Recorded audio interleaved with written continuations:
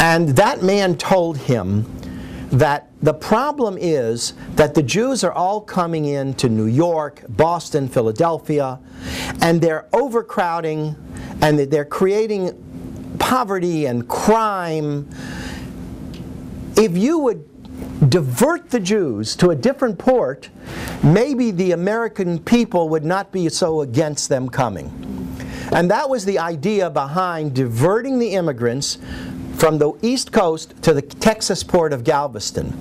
And from the years 1907 to 1914, 10,000 Jews came to the United States through Galveston. And then it stopped because World War I broke out in Europe, and that was the end of it. And also the United States started passing laws anyway.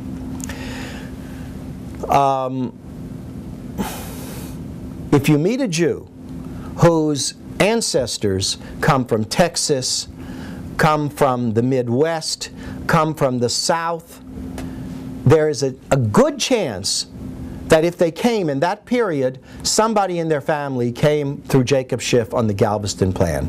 And I'll give you an example. My Uncle Joe, Joseph Weinstock, who came to the United States from Russia in 1914, that's how he came.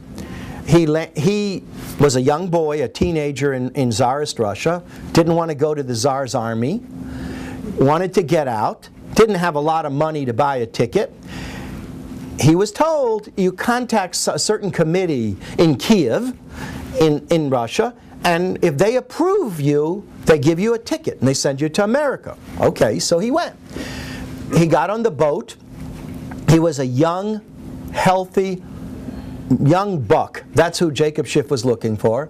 They gave him a ticket and got on the boat, came to America.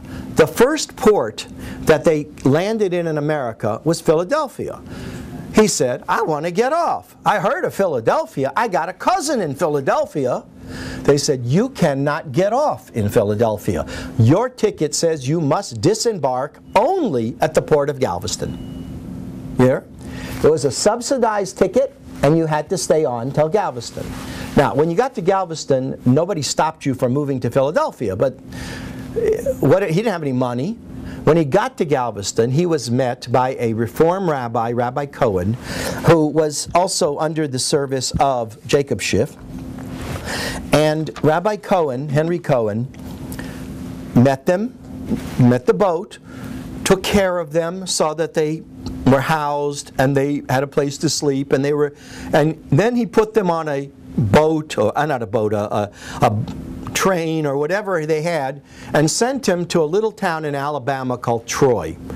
I have no idea how my Uncle Joseph Weinstock got from Russia to Troy. I guarantee you he never heard of Troy, Alabama. He never heard of the ancient Troy either. And when he got there, because they gave him a ticket, so obviously they decided we'll disperse him. So in Troy there were 3 Jewish families. There wasn't even a shul. He stayed in Troy for a few months. Then when it was Rosh Hashanah time, the Jews of Troy all went to Montgomery. So he went to Montgomery and he said, oh, there's a shul in Montgomery, I'm going to stay here. He had a wagon and a horse, and he sold fruit. That's how Jewish people made a living back in 1914. They were peddlers, and he had fruit. And he eventually advanced himself, and he had a used furniture store, and then he bought some houses, and he used to fix them himself. He wasn't a landlord who owned big houses. He owned slums, and he fixed them up. That's how a lot of Jews made a living.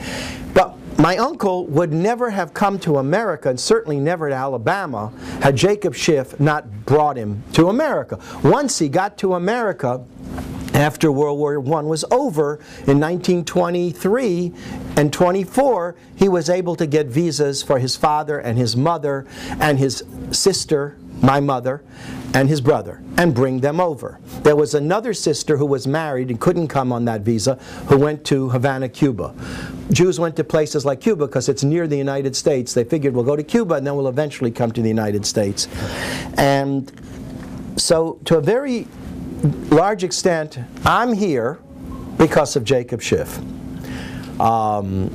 And I suspect that there are hundreds of thousands of Jews who in their family tree have someone who's in America, maybe even the first one who came, and then brought over the rest, because Jacob Schiff brought 10,000 Jews between 1907 and 1914. But when I say Jacob Schiff, I don't mean Jacob Schiff, the president of the American Jewish Committee, which he was. Jacob Schiff paid the bills. Jacob Schiff was a man who said, how much will it cost? I'll take care of it. I mean, sometimes he got his buddies to join in, but it was him. It was on his shoulders 100% in the United States. In Europe, there was other money. There was a Baron de Hirsch fund to help Jews emigrate. The Baron de Hirsch fund helped them get, I guess, from Odessa to the port or wherever they left. That was Baron de Hirsch fund. But once they got to the United States, Schiff was in charge. Now, B'nai B'rith helped. B'nai B'rith was an organization which had lodges all over the country, and they helped to settle the immigrants. In other words, the B'nai B'rith National Office would write to all of the branches and say, we're going to send some Russian Jews. How many will you take in Wetumpka, Alabama, in Demopolis, Alabama, in Andalusia, Alabama? But this is what I'm talking. They would send them everywhere. Now, here's an interesting thing. Jacob Schiff, especially as he got older, got more and more attached to doing, well, let's call it Orthodox things.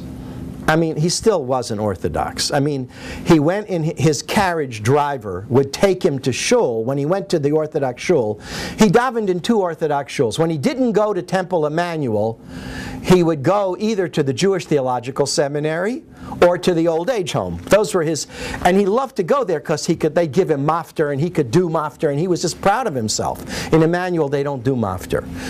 I mean, he went there because he was rich, and that's where his friends were. But as he got older, but his wife and children didn't go to those places.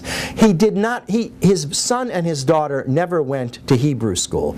He brought a tutor into the house, but you know, they didn't learn too much. None of their friends were like that, and they were raised as wealthy Jews. And he had a granddaughter that you have heard of, Dorothy Schiff. Dorothy Schiff was, as I recall, the owner of the New York Post.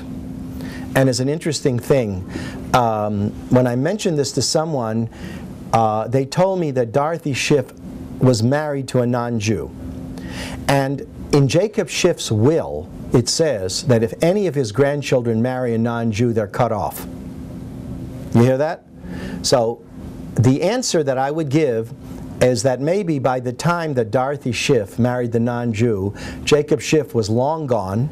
The money had already been inherited not by his grandchildren but by his children, and her father, whose name was Mortimer. Now Mortimer is obviously named for his father Moses, but Mortimer was not raised in Frankfurt, and he didn't go to the day school in Frankfurt. He was raised in New York and went to a fancy private school. So after Jacob Schiff, there was no connection to anything but reform or assimilated in his family. Here's an interesting man. Do you know that every Friday night he would bless his children? Do you know they would say the Birkat HaMazon, the blessing, the grace after meals, at least Friday night? I'm sure he would make a Seder, and he probably didn't skip a word of the Seder. But I'm also sure that the family was probably off talking and bored.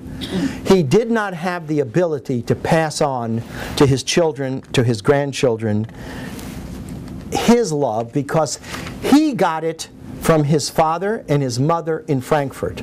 And they didn't grow up in Frankfurt, and they didn't have his father and mother. I want to give you an example of what it means to be stubborn.